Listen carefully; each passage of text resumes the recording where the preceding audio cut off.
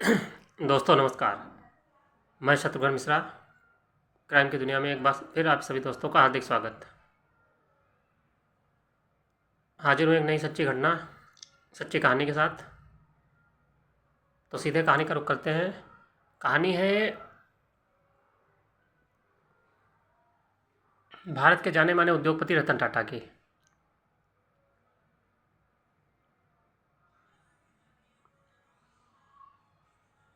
नौ अक्टूबर 2024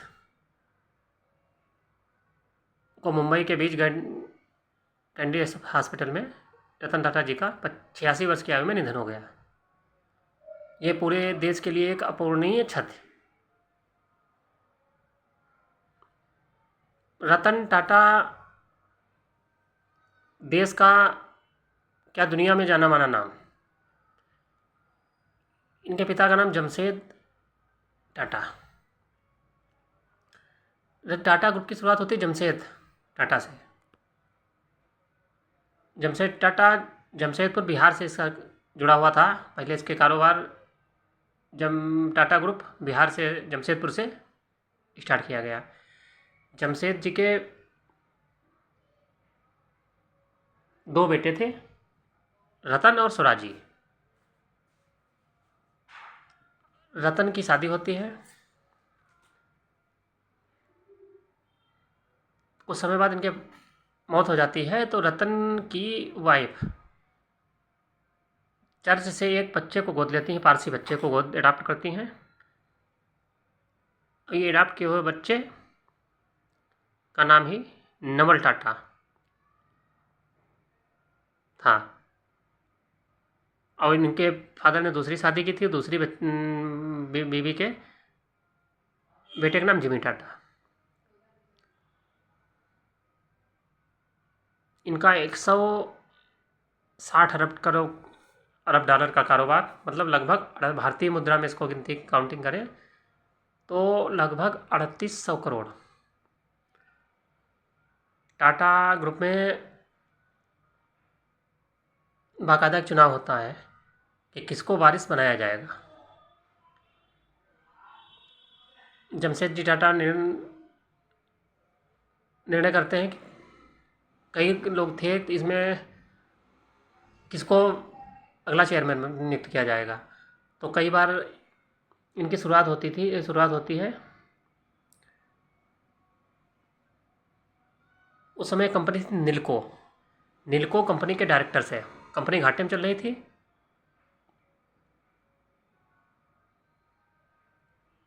इनको वहाँ का डायरेक्टर बनाया जाता है, बोर्ड ऑफ डायरेक्टर, और वहाँ नियुक्त किया जाता है। लेकिन ये घाटे में कब चल रही हुई कंपनी को फायदे में ले जाते हैं। हालांकि कुछ समय बाद वो कंपनी बेच दी जाती है।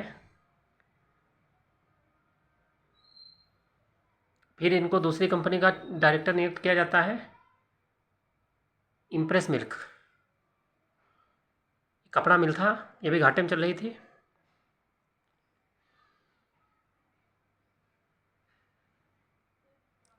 इस कंपनी की जब डायरेक्टर नियुक्त किया उसके कुछ ही समय बाद ये कंपनी को फायदे में पहुंचा दिया इन्होंने। इस तरीके से इनका कारोबार चलता रहता है।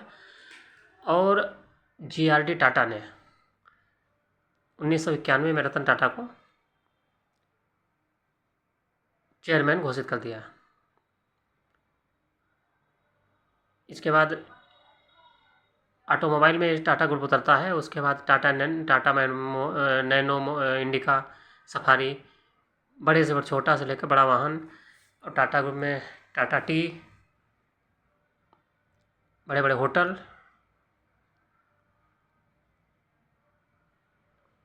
और भी बड़े बड़े प्रोडक्ट शामिल हैं। होटल, मुंबई के ताज होटल की शुरुआत जब होती है, एक बार एक होटल में गए थे तो उसमें सिर्फ यूरोपियन का एंट्री थी, तो इसलिए इनको एंट्री नहीं करने दी गई। उसके बाद इन्होंने ताज होटल बनाने का फैसला लिया कि एक ऐसा होटल बनाएंगे जो देश में नहीं दुनिया में फेमस होगा।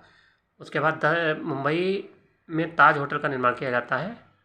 लगभग ये होटल 10 सालों में बनकर तैयार होता है, और जिससे देश में ही नहीं पूरी दुनिया में फेमस है। और पूरी मतलब इसमें कोई ये रूल्स नहीं है कि कोई भी आकर के जुड़ रुक सकता है, जो भी पैसे उसका पे कर पाए। इस तरीके से रतन टाटा जो है 1903 में ताजमहल होटल का निर्माण किया जाता है।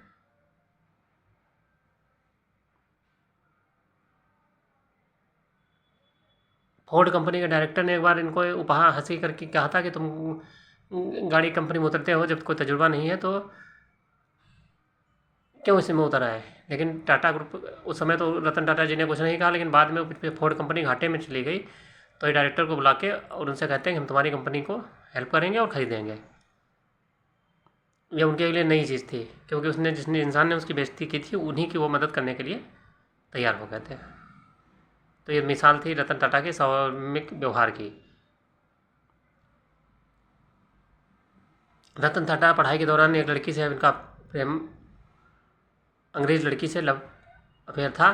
शादी भी दोनों लव करते थे और शादी भी करना चाहते थे, लेकिन एंड टाइम पर रतन टाटा जी की दादी की तबीयत ख़राब हो जाती है। वहाँ से इंग्लैंड से अमेरिका से इन्फॉर्मेशन जाती है यहाँ से भारत से कि आप जल्दी आइए, दादी की तबीयत ख़राब है। वहाँ से ये लोग चले आते हैं। दादी कुछ दिन इलाज करवाया, ठीक हो गई, लेकिन इनके पास उस समय पाकिस्तान और चीन का युद्ध चल रहा था।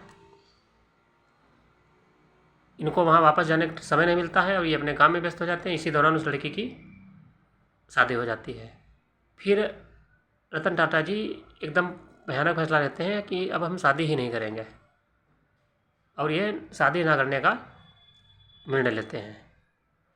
हालांकि उसके बाद 3-4 लोगों से इनके नाम जुड़े, लड़कियों से, लेकिन जब भी शादी की बात बनते बनते आती थी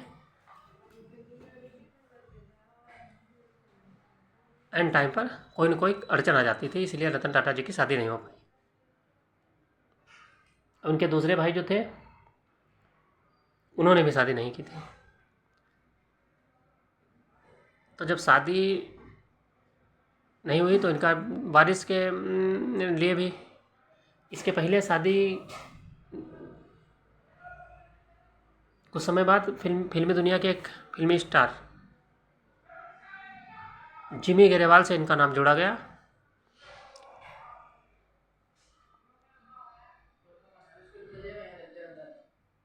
और जिमी गरेवाल से इनकी शादी होने वाली थी, लेकिन किसी कारण से वो शादी भी रुक गई।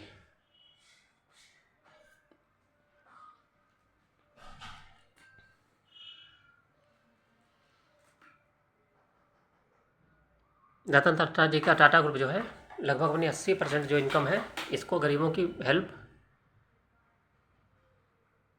में लगा देता है।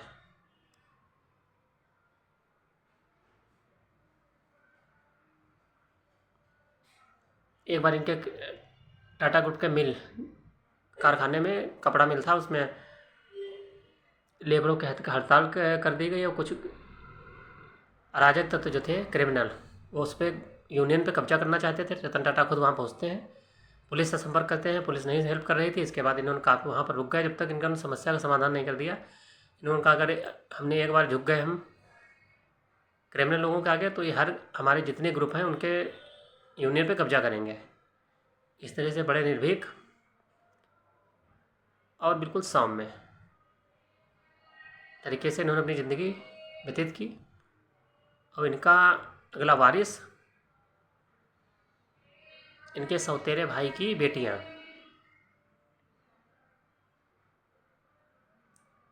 नोबेल रतन टाटा की 2 बेटियां हैं, माया और लिया। इनका नाम देखा जा रहा है। अब इस वारिस में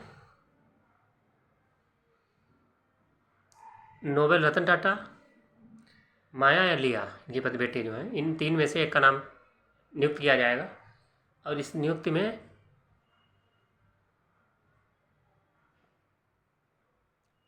टाटा ग्रुप के 2 ट्रस्ट चलते हैं।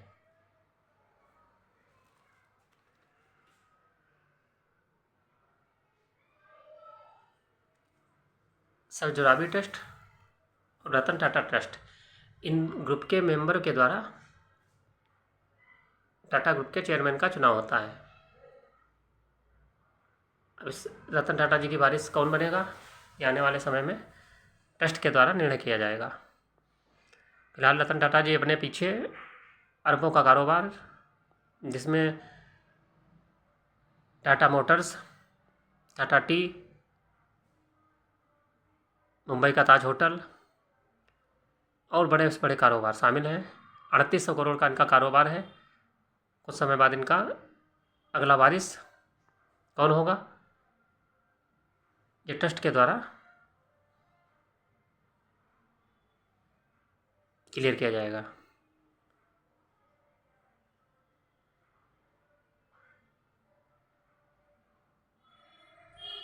इनके अंतिम संस्कार में भारत की बड़ी बड़ी हस्तियाँ, फिल्मी सितारे, राजनीतिक जो भी थे, सारे लोगों ने बढ़ चढ़ कर हिस्सा लिया, क्योंकि ये देश के उद्योगपति और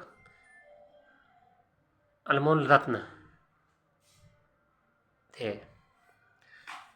इनकी मृत्यु भारत के हर नागरिक के लिए अपूर्णीय क्षति है।